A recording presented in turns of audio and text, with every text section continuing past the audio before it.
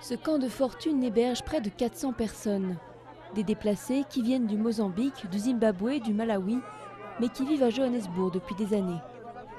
Tous ont fui une éruption de violences xénophobes, des attaques qui ont fait plusieurs morts en Afrique du Sud en avril. Le pays compte environ 5 millions d'immigrés et la peur a gagné beaucoup de communautés défavorisées.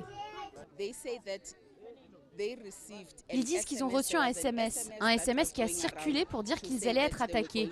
Donc par peur des attaques, ils ont décidé de venir se réfugier au commissariat. Donc nous avons dû nous organiser avec la municipalité pour mettre en place des systèmes pour nous assurer qu'ils soient en sécurité.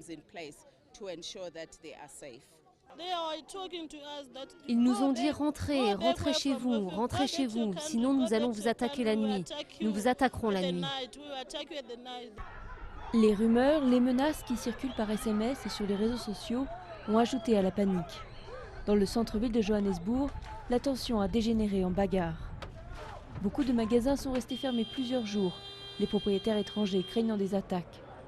En 2008, plus de 60 personnes ont péri lors de violences racistes, surtout dans les townships.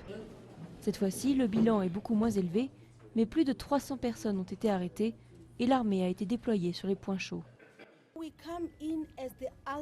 C'est une solution de dernier recours. Qu'allons-nous faire à présent? Nous allons nous déployer.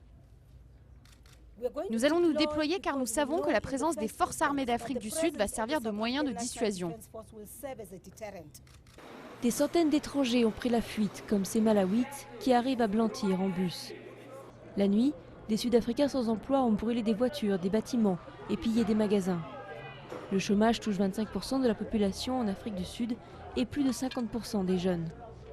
Les immigrés africains ou asiatiques sont souvent les boucs émissaires des frustrations de certaines personnes.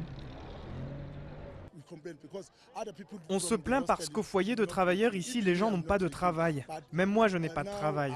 Mais j'essaye de dire à ces gens qu'ils rentrent chez eux. Beaucoup de leaders politiques et médiatiques ont appelé au calme, y compris le roi des Zoulous, la plus grande ethnie sud-africaine.